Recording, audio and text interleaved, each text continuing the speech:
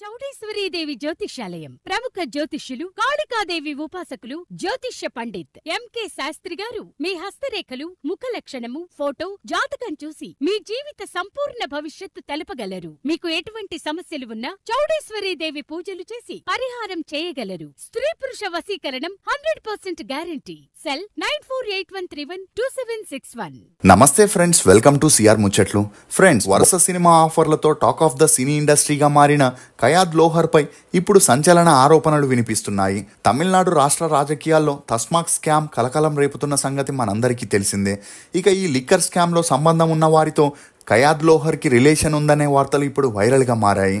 అలా liquor scam నిందితులు నిర్వహించిన నైట్ పార్టీలో కయాద్ పాల్గొని వారిని ఎంటర్టైన్ చేసినందుకు గాను ఒక రాత్రికి 35 లక్షల రూపాయలని తీసుకుందనే డీటెయిల్స్ ఈడీ తస్మాక్ స్కామ్ నిందితులపై చేసిన రైడ్ సమయంలో బయటికి రావడంతో కయాద్ రెడ్ హ్యాండెడ్గా పట్టుబడింది అని, ఆమె 35 లక్షలని తీసుకొని ఒక నైట్ పార్టీకి వెళ్ళిందనే వార్తలు అన్ని చోట్ల హల్చల్ అవుతున్నాయి.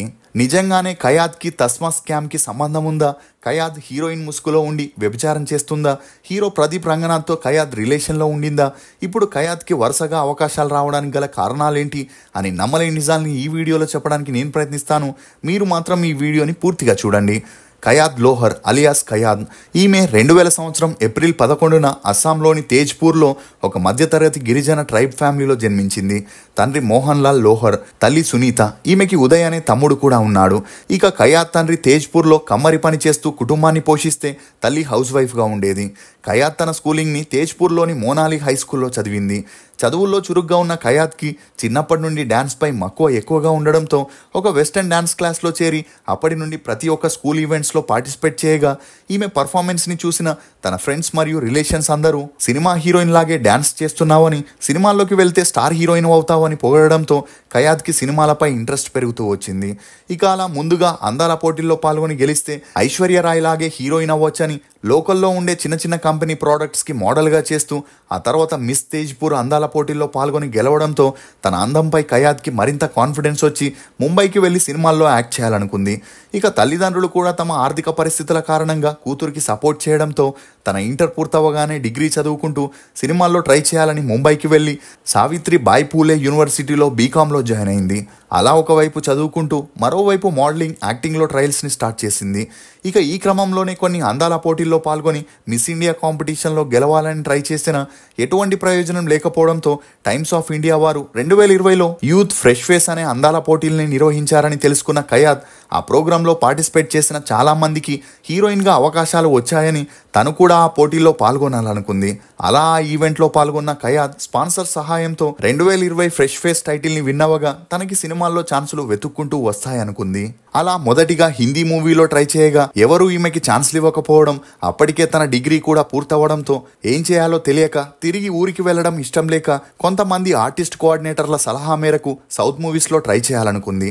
అలా ప్రొడక్షన్ హౌస్ పెట్టే టర్మ్స్ అండ్ కండిషన్స్ అన్నింటికీ ఓకే చెప్పడంతో మొదటిగా కన్నడలో ముగిలిపేటే అనే మూవీలో నటుడు, డైరెక్టర్ అయిన రవిచంద్రన్ గారి అబ్బాయి మనోరంజన్ సరసన హీరోయిన్గా చేసే ఛాన్స్ వచ్చింది. అలా ఆ మూవీ 2021 నవంబర్ 19న రిలీజ్ అయి ఫ్లాప్ అయినా కూడా ఈమెకి కొంతమంది ఆర్టిస్ట్ కోఆర్డినేటర్స్తో ఉన్న మంచి పరిచయం కారణంగా మలయాళంలో పాతోన్ పాతం నొట్టండు అనే మూవీలో హీరోయిన్గా చేసే ఛాన్స్ వచ్చింది. కానీ ఆ మూవీ 2022లో రిలీజ్ అయి ఫ్లాప్ అయిన పట్టువదలని విక్రమార్కుడ్లా కయాద్ తన టాలెంట్ని ప్రూవ్ చేసుకోవాలని ట్రై చేసే క్రమంలో తెలుగులో శ్రీ విష్ణు యాక్ట్ చేసిన అల్లూరి అనే సినిమాలో హీరోయిన్గా చేసే ఛాన్స్ వచ్చింది. ఇక ఈ మూవీ రిలీజ్ అయి ఓకే టాక్ తెచ్చుకున్న కయాద్కి మాత్రం ఆ మూవీతో ఎటువంటి గుర్తింపు రాలేదు. దీంతో ఏం చేయాలో తెలియని పరిస్థితుల్లో ఉన్నప్పుడే మరాఠీ మూవీ అయిన ఐ ప్రేమ్ యూలో కొత్త మూవీ టీంతో కలిసి హీరోయిన్గా చేయగా ఆ మూవీ కూడా రిలీజ్ అయి అటొచ్చి ఇటు వెళ్ళిపోయింది. ఇక అలా తన కెరియర్కి ఫుల్ స్టాప్ పడింది అనుకుంటున్నప్పుడే మలయాళంలో ఒరు జాతి జాతకం అనే మూవీలో సెకండ్ హీరోయిన్గా అవకాశం రాగా వచ్చిన అవకాశాన్ని వదులుకోలేక ఆ మూవీని ఒప్పుకొని చేయడం జరిగింది.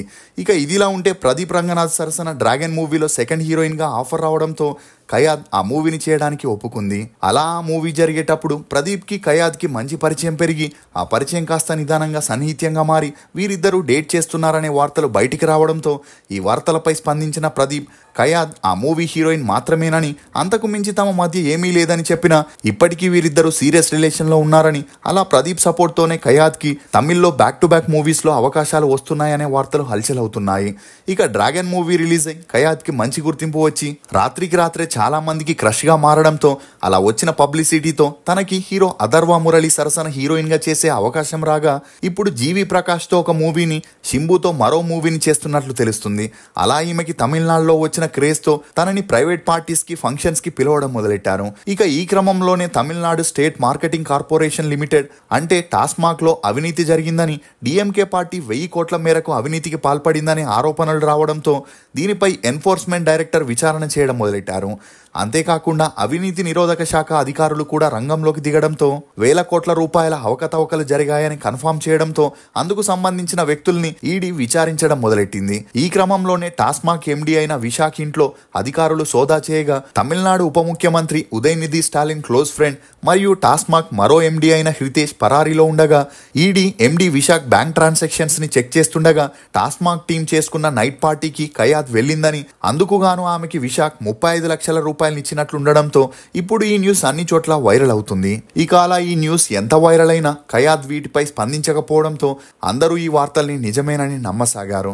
ఇక ఇదే ఇష్యూపై కొంతమంది స్పందిస్తూ ఒక హీరోయిన్ కి నేమ్ ఫేమ్ వచ్చిందంటే ఆమెను రాజకీయ నాయకులు, బిజినెస్ మ్యాన్లు తమ ప్రైవేట్ పార్టీలకి పిలుస్తూ వారు అడిగినంత డబ్బిస్తారని, మరికొంతమంది హీరోయిన్లు ఫారెన్ ఈవెంట్స్ల పేరుతో విదేశాలకి వెళ్లి అక్కడ ఉండే ఎన్ఆర్ఐలని ఎంటర్టైన్ చేస్తూ డబ్బు సంపాదిస్తారని, నిజానికి సినిమాల్లో హీరోయిన్స్ కి అంతలా డబ్బు రాకపోయినా సినిమాల్లో వచ్చిన పేరుతో ఇలా ప్రైవేట్ పార్టీలకు వెళ్లి లక్షల్లో కోట్లలో సంపాదిస్తూ అతి తక్కువ సమయంలోనే లైఫ్ లో సెటిల్ అవుతున్నారనే వార్తలు కూడా వినిపిస్తున్నాయి. ఇక ముమ్మరంగా జరుగుతున్న ఈ టాస్మాక్ స్కామ్ లో కయాద్ తో పాటు ఇంకా ఎంతమంది సెలబ్రిటీల ఇన్వాల్వ్మెంట్ ఉందనేది త్వరలోనే ఈడీ బయట పెట్టేందుకు ప్రయత్నిస్తున్నట్లు తెలుస్తుంది.